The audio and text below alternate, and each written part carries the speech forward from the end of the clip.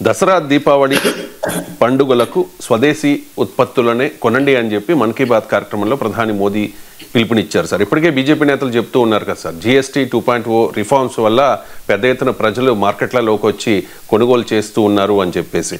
So Trump tariffs నేపథ్యంలో మోదీ స్వదేశీ పిలుపు ఇంపార్టెన్స్ ఏంటి అండ్ స్వదేశీ వస్తువులు కొనడం ద్వారా దేశ ఆర్థిక పరిస్థితి ఏ విధంగా పుంజుకుంటుంది?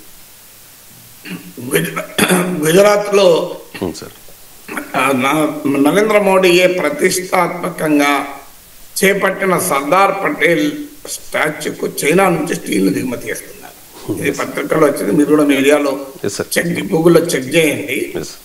Sardar Patel statue made with China steel అని వీలైతే ఇప్పుడు కూడా వెరిఫై చేయండి మాట్లాడేలోగా.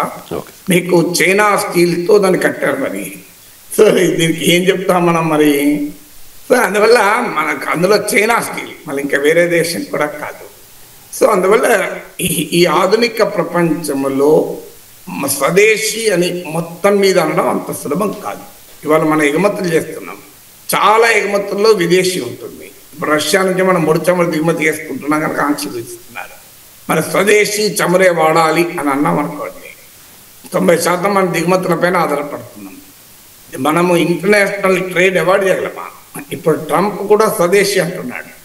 సో ట్రంప్ ఏమంటున్నాడు? అమెరికా ఫస్ట్, నా దేశంలోకి వస్తే టారిఫ్లు విధిస్తా అంటున్నాడు. మరి భారతదేశం కూడా స్వదేశీ అంటుంది. తేడా ఏంటంటే ఏమంటాం ఆన్సర్. అందువల్ల ఖచ్చితంగా స్వదేశీని ప్రోత్సహించాల్సింది, కానీ అది సిద్ధాంత స్థాయికి మనం చేర్చలేము. ప్రజలు చైతన్యంతో చేయాల్సిన పని, కానీ అల్టిమేట్గా స్వదేశీయా విదేశీయా అన్న దానిపైన ఆధారపడి ఉంటుంది. ఫైనల్గా ఆధారపడేది అది ప్రజలకు చౌకగా ఏది ఉంది అనే దానిపై నిర్ణయిస్తారు. సో మనకి సింబాలిజం వల్ల ఉపయోగం ఏముంటుంది? చైనా గాల్వాన్లో ఘటన తర్వాత బాయ్కాట్ చైనా అని పెద్ద పిలిపించి బాల్కనీల నుంచి చెడిపోయిన మేడ్ ఇన్ చైనా టీవీ సెట్లను పడేసి తమ దేశభక్తులు చాటుకున్న సోషల్ మీడియా వీర దేశభక్తులను చూశాక కదా ఏం జరిగింది? ఇప్పుడు అదే మోడీ చైనాకి వెళ్ళి ఇద్దరు కలిసి పెద్ద ఎత్తున భారత చైనా ట్రేడ్ ఇంప్రూవ్ చేస్తున్న నిర్ణయానికి వచ్చారు. ఇవాళ China is the largest trading partner for India. So అందువల్ల మనకు ప్రాక్టికల్ రియాలిటీస్ ఏంటి అర్థం కావాలి. స్వదేశీ అనేది స్వాతంత్రోద్యమ కాలంలో సాధ్యమైంది, కానీ ఆధునిక సమాజంలో అది ప్రజలు చైతన్యంతో స్వదేశీ వస్తువులు కొనాలి అనడంలో తప్పలేదు. కానీ అదొక సిద్ధాంతంగా, ఒక ఆర్థిక విధానంగా రూపుదిద్దుకోవడం అనేది ప్రాక్టికల్గా జరగదు. ఎందుకంటే మనం కొన్ని ఎగుమతి చేస్తాం, కొన్ని దిగుమతి చేసుకుంటాం. ఇప్పుడు మన ఎగుమతులు కూడా పోవాలి కదా. మేము భారతీయ రొయ్యలు ఎందుకు తింటాం? అమెరికా తీరాన వచ్చిన రొయ్యలే తింటామని అమెరికా వాడంటే మన ఆక్వా ఎగుమతులు ఉంటాయా? అందువల్ల గివ్ అండ్ టేక్ ఉండక తప్పదు ఇంటర్నేషనల్ ట్రేడ్.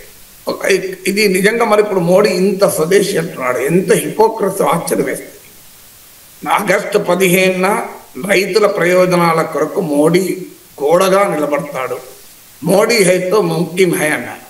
ఇది ఆగస్టు 15న ఎర్రకోట బురుజుల నుంచి దేశ ప్రజలందరినీ ఉద్దేశించి నరేంద్ర మోడీ చేసిన ప్రసంగం. సరిగ్గా 3 రోజుల్లో ఆగస్టు 18న మినిస్ట్రీ ఆఫ్ ఫైనాన్స్ పత్తి, కాటన్ దిగుమతుల పైన ఉన్న 11% డ్యూటీని ఎత్తివేశారు. ముందు సెప్టెంబర్ 30th వరకు, ఇప్పుడు డిసెంబర్ 31st వరకు. మరి ఇది విదేశీయా స్వదేశీయా? అంటే నినాదమేమో స్వదేశీ, పత్తి రైతుల నడుము విరగొడుతూ విదేశీ పత్తికి దేశం ఎకానమీని బారుగా తెరిచారు.